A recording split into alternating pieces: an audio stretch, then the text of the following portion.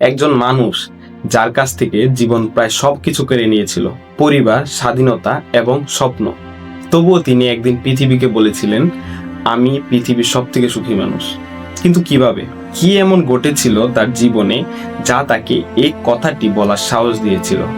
আজ জানবো সেই অসাধারণ গল্প। আসসালামু আলাইকুম, ওয়েলকাম টু দ্য সিরিজ বইয়ের গল্প, জীবনের শিক্ষা।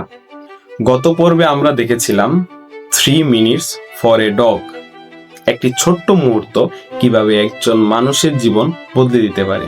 আজকের বই আমাদের শেখায়, জীবন সবসময় আমাদের হাতে থাকে না, কিন্তু কিভাবে বাঁচবো সেই সিদ্ধান্ত সবসময় আমাদের হাতেই থাকে।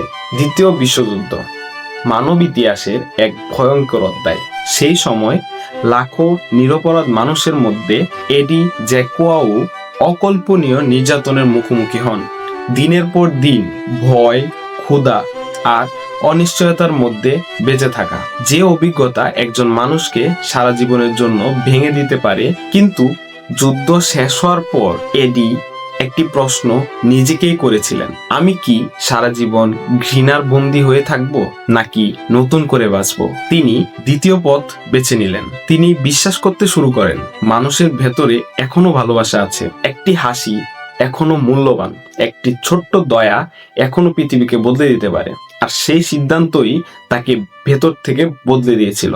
এই বই আমাদের 3টি অমূল্য শিক্ষা দেয়। প্রথম শিক্ষা, অতীত আপনার গল্পের একটি অংশ, পুরো গল্প নয়। দ্বিতীয় শিক্ষা, ঘৃণা আপনাকে মুক্তি দেয় না, বরং আপনাকে বন্দী করে রাখে। এবং তৃতীয় শিক্ষা, যেটি হলো, সুখ বড় কোনো অর্জন নয়, সুখ লুকিয়ে থাকে কৃতজ্ঞতায়, ভালোবাসায় এবং অন্যের জন্য ছোট্ট একটি ভালো কাজের মাধ্যমে। হয়তো আমাদের জীবন এডি জ্যাকুয়াওয়ের মতো কঠিন নয়, তবুও আমরা প্রায় ছোট্ট ছোট্ট বিষয় নিয়ে অখুশি হয়ে পড়ি। তাই আজ নিজেকে একটি প্রশ্ন করুন, আপনি কি সুখের অপেক্ষায় আছেন, নাকি আজ থেকেই সুখী হওয়ার সিদ্ধান্ত নেবেন?